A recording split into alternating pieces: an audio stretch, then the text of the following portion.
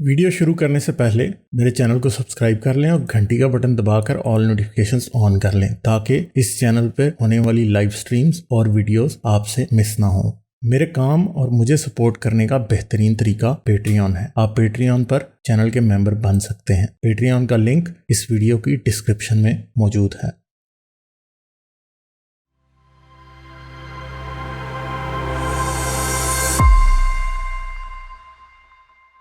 सबसे पहले तो भाई, गाड़ी बनाने की आप जब कोई फैक्ट्री लगाते हैं, कोई प्लांट लगाते हैं गाड़ी बनाने का, तो अगर वो फैक्ट्री या प्लांट गाड़ी बनाने में फेल हो तो आप वो बंद कर देते हैं कारखाना।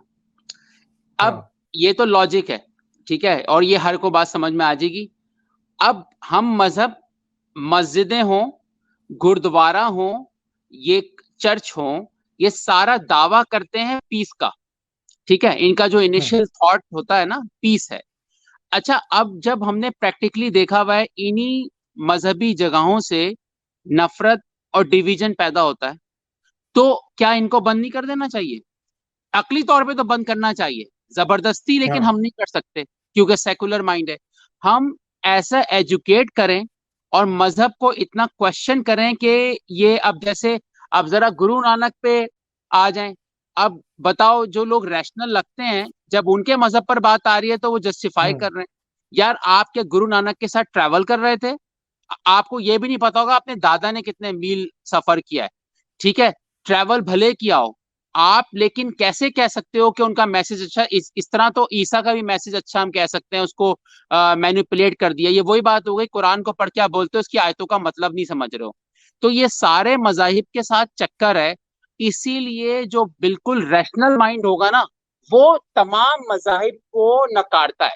अब आपके चैनल पर हमारे हिंदू भाई, उनके साथ कत्ल आम हुआ, आपने क्या रोका किसी को? नहीं नहीं, बात मत करो हिंदू की।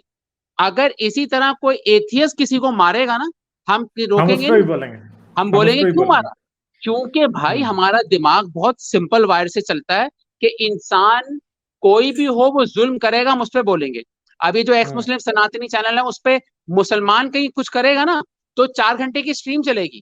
लेकिन अगर कोई क्रिश्चियन करेगा, कोई सनातनी या टुनी करेगा, आप कहोगे हमने बात नहीं करनी, जो मैं आपको इस पिछली बातें बता चुका हूं। दूसरी चीज आ जाए कि 1,24,000 पैगंबर कहा जाता है आए। भाई, अच्छा हुआ नहीं आए। क्यों? अगर आप उसका मुझसे बेहतर तज्जिया कर सकेंगे, आपने ज्यादा पढ़ा है, अगर 1,24,000 पैगंबर आते तो क्या हमें हजरत मूसा वाला पैगंबर चाहिए जो मुक्का थप्पड़ मार के कत्ल कर देता है? हमें ऐसा पैगंबर चाहिए जो अपने बेटे के गले पे छुरी फेरता है? यानी आप फखर तो करते हो नबी, ये वर्ड नबी जो है ना, ये बेसिकली ये दिमाग का कीड़ा है। भाई, नबी वो जो कि हजरत मोहम्मद जैसा नबी आता जो अपने मुंह बोले बेटी की बीवी से शादी कर रहा है या लौंडिया रख रहा है, या हमें हजरत ईसा वाला चाहिए जो कि गुलामी खत्म नहीं कर रहा, या आप और नबी लेते जाओ, आप यूसुफ को ले लो जो जिनों से बातें कर रहा है, सलेमान अलैहिस्सलाम। यानी अगर वो जिनों से बातें कर रहा है तो उसका पागल खाने में इलाज होना चाहिए था। तो अगर जो 15-20 नबी हैं भी ना, उनके करैक्टर तो समझो, उनके जुल्म तो समझो। वो नॉर्मल लोग थे ही नहीं। जैसे आज हमारा अभी मौजूदा नबी रसूल अल्लाह है, वो सिर्फ उसके जहन में औरत बीवी, औरत बीवी। वो कहता है मुझे रसूल अल्लाह बनाया है, तो उसको अल्लाह ने गुर्बत खत्म करने की बात ही नहीं करता वो दुनिया से, जो अभी हम मौजूद की बात कर रहे हैं। वो बीमारियों की बात ही नहीं करता। यही चक्कर पिछले नबियों का भी था। ये एक साहब आए थे कि वो बेचारा बच्चा बहुत अच्छा था जो आपसे पूछ रहा था ना, कि मेरे घर में बाल कट गए बाजी के। मेरे घर में भी ऐसा वाकया है, होता है।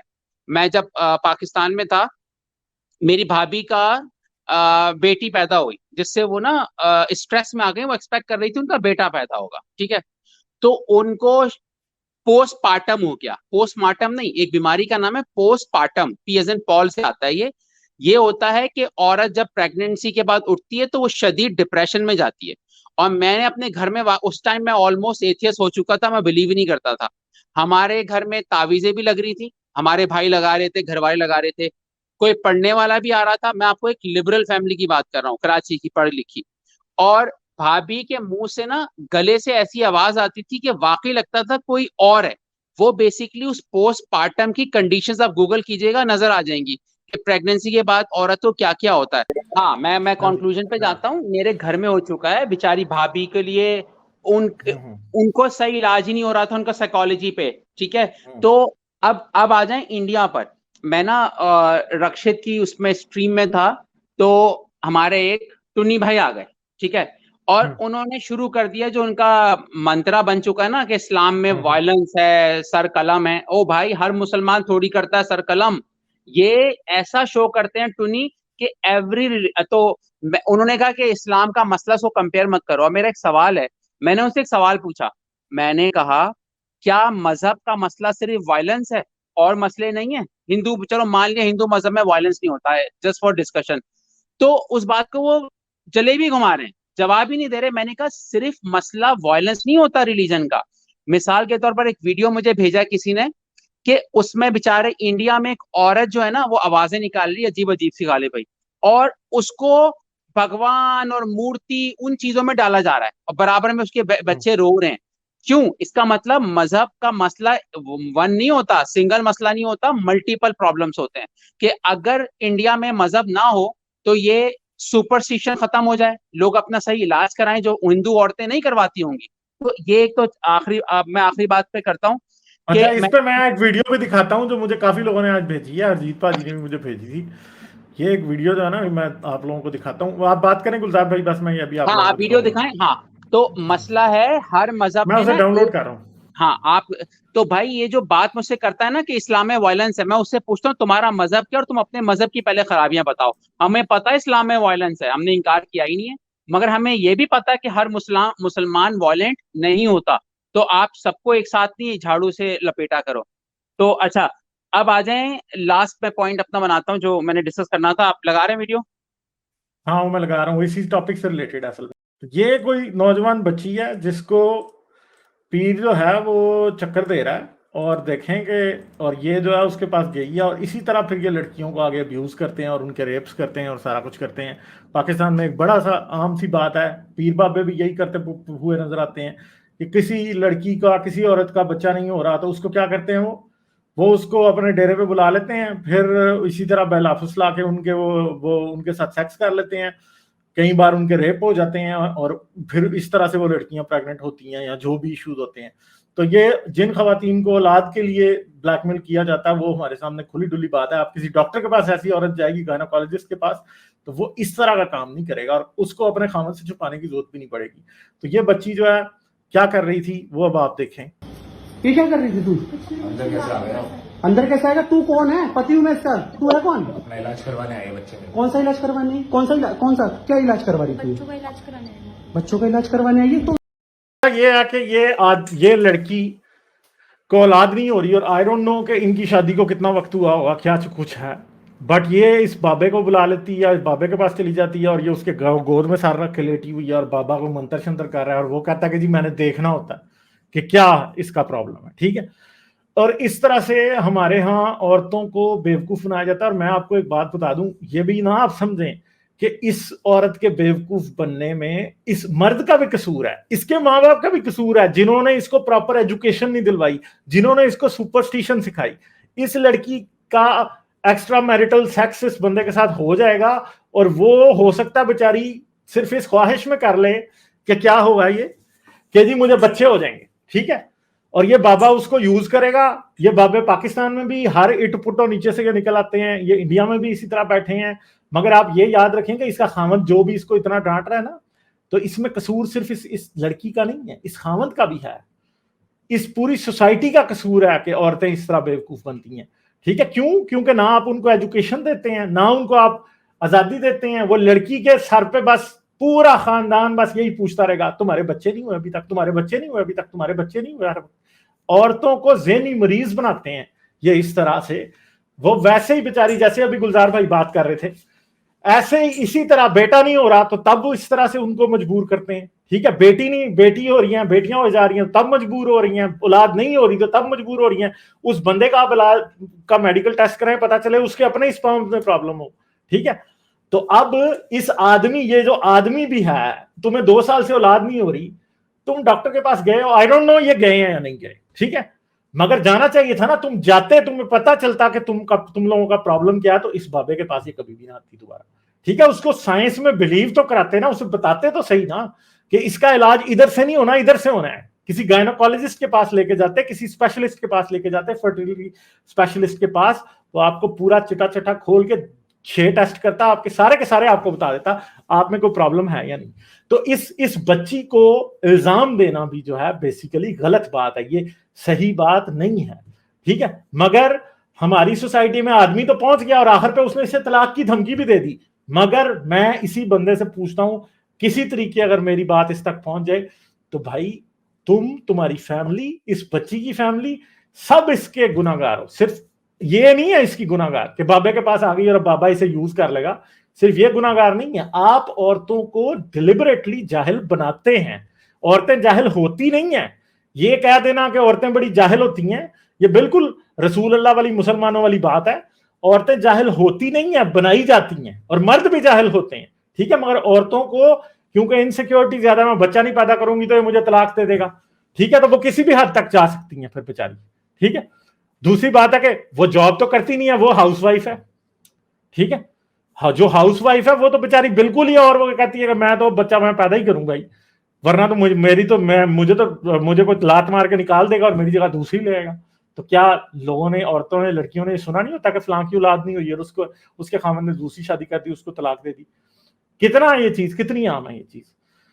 तो सोचें, इस सोसाइटी में जिसमें हम रहते हैं, ये सोसाइटी क्या करती है हमारे साथ, हमारे बच्चों के साथ, हमारी बच्चियों के साथ क्या करती है ये सोसाइटी पूरी। और जहालत का, जब ये जो जहालत की गंगा और जहालत का जमजम जो बहता है वो कहां तक जाता है।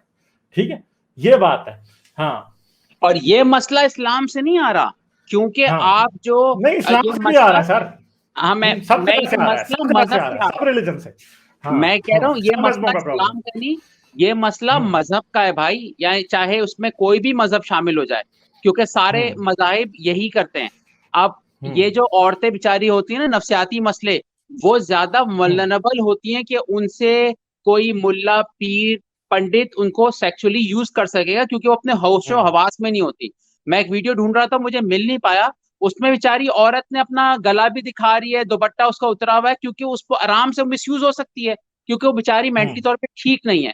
इसीलिए डॉक्टर्स के पास जाना चाहिए। और मैं अब 2 मिनट और लेता हूँ, फिर रैपअप करता हूँ कि ये जो आ जाते हैं ना कि जो मजहबी रहनुमाओं की तारीफ करने, चाहे वो मोहम्मद हो, गुरु नानक हो, यार आप कभी साइंटिस्ट की तारीफ करते हो आकर कि उसने आपके लिए एनेस्थीसिया बनाया, उसने आपके लिए दवाएं बनाई, आपका ब्लड उसका बना, ब्लड रिपोर्ट्स के कवानीन बनाए कि आपको टी सेल देखना है, आपको बी सेल देखना है, इसकी तारीफ कभी कोई आके नहीं करेगा। सिर्फ उनको वो चाहिए जो मजहबी रहनुमा थे, वो बड़े अच्छे थे। तो और लास्ट बात, वो जो आपका जब जहन रैशनल हो जाता है ना, रैशनल माइंड, हम फौरन पता चल जाता है।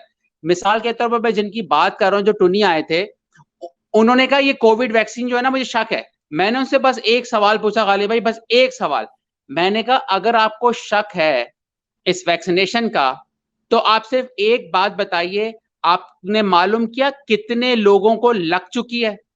He did not know the answer। यानी अगर आपको शक है तो आप क्या रिसर्च नहीं करोगे? अगर लग गई है अरबों लोगों को, इसका मतलब वो सेफ होगी, अरबों लोगों को लगी हुई है।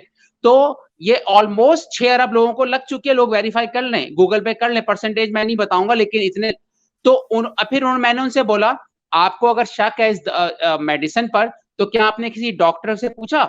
आप हमसे पूछ रहे हो। तो क्या उन्होंने बोला, डॉक्टर को क्या पता। यानी ये वेदों को मानने वाले इतने स्टूपिड हैं, इतने स्टूपिड हैं ये कुरान को मानने वाले, कि ये रिसर्च करते ही नहीं डॉक्टर और साइंसदान के पास। ये मेरा लास्ट पॉइंट था जी सर।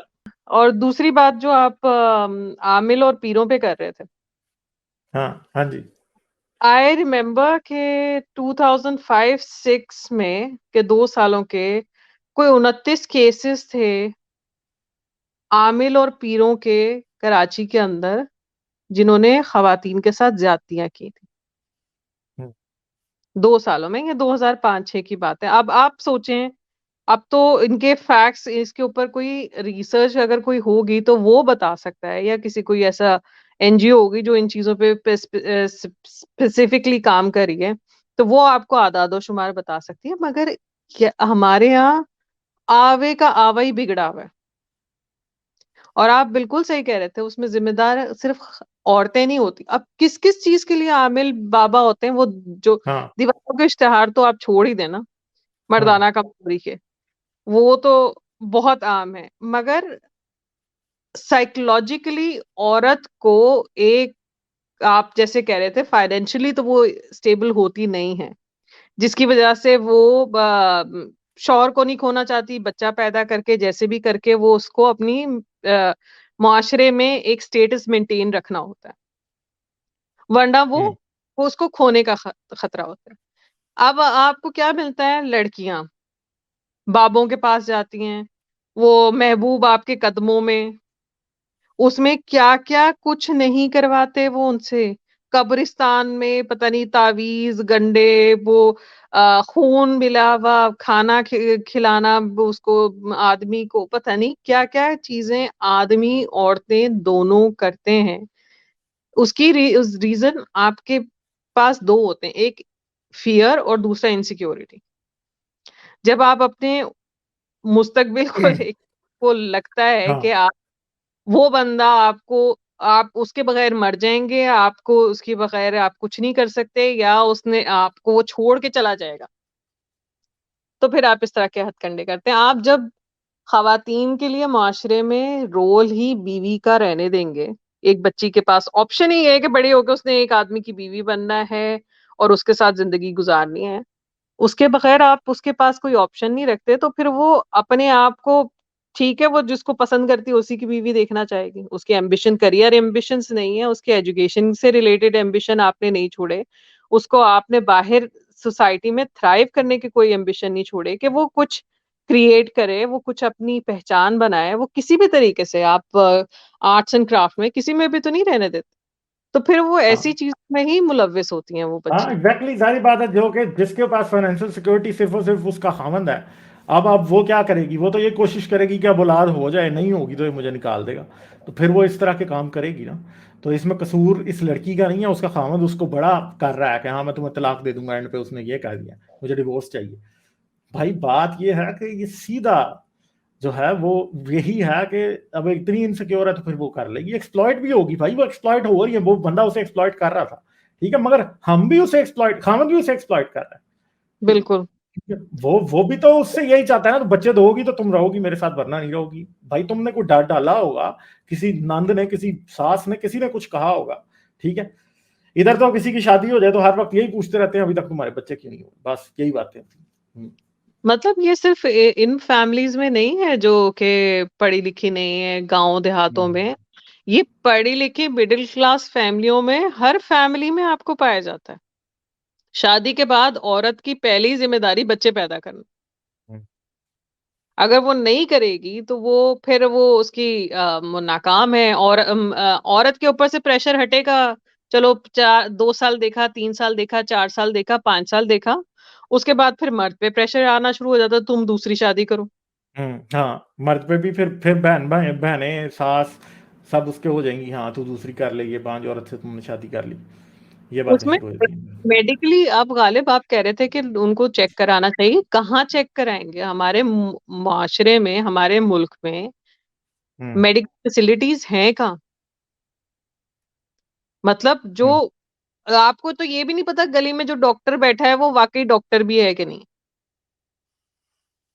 यही बात है, मगर गली में नहीं, मगर आज पाकिस्तान के सारे बड़े शहरों में अगर फर्ज करें आप किसी छोटे में भी रहते हैं तो कोई 100 किलोमीटर के फासले पे कोई ना कोई गायनोकोलॉजिस्ट बैठी होगी, कोई सेक्सोलॉजिस्ट बैठा होगा, यूरोलॉजिस्ट बैठा होगा। जाएं अपने आप को चेक कराएं, और उसके बाद आपकी औलाद होगी, जरूर होगी। गालिब उसमें अगर कितने पैसे लगते हैं? आप कितने लाखों लगाएंगे, वो हजारों लगेंगे। आप आईवीएफ करवाएंगे मगर हाँ आईवीएफ तो चले एक एक्सट्रीम केस है ना, मोस्टली तो कई बार लोगों को कई विटामिन की कमियों की वजह से, तो थायराइड प्रॉपर नहीं है था, उसकी वजह से प्रॉब्लम्स हो रहे होते हैं बहुत।